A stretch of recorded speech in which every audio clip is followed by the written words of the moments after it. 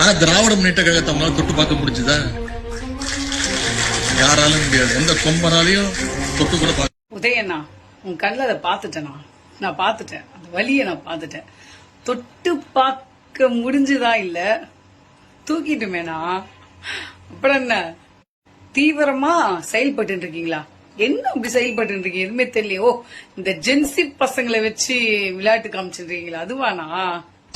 இன்னைக்கு எதிர்கட்சியா இருக்கும் போதுதான் இன்னும் ஃபாஸ்டா, இன்னும் சிறப்பா செயல்பட்டு இருக்கோம். இன்னும் உறுதியோடு செயல்பட்டு இருக்கோம். நடந்து முடிந்ததை பத்தி பேசுறதுக்கு நடக்க போறதை பத்தி பேசுவோம். நம்ம சிஎம் விஜய் அவர்கள் வந்து பெரம்பூர் தொகுதியில அவரோட ஆபீஸ் சீக்கிரம் ஓபன் பண்ண போறாங்க. அதுவும் இல்லாத பாத்தீங்கன்னா அங்க இருக்கிற மக்களுக்கு சும்மா மாசான ஒரு தரமான ஒரு சம்பவம் இருக்கு. என்னன்னு பாத்தீங்கன்னா ஒரு புது ஆப் ஒன்று ஓபன் பண்றாங்க. அந்த நம்பருக்கு நீங்க போன் பண்ணாலே போதும், அங்க இருக்க ஒரு ரோடு ஸ்ட்ரீட்டா இருக்கட்டும், ரோடு சரியில்லாததா இருக்கட்டும், கல்வி பத்தி எதனா பிரச்சனையா இருக்கட்டும், இல்ல ஹாஸ்பிலிட்டி எதனா இருக்கட்டும், எதுவா இருந்தாலும் இந்த ஆப்புக்கு நீங்க போன் பண்ணா போதும், உடனே நாங்க சரி பண்ணி தருவோம் அப்படின்ற ஒரு வாக்குறுதி கொடுத்திருக்காங்க.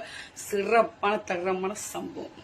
பெரம்பூருக்கு பிரகாசம் வந்துச்சு. பேக் பண்றா, நம்ம மூட்டையெல்லாம் பெரம்பூர்ல செட்டில் ஆயிடுவோம். நன்றி.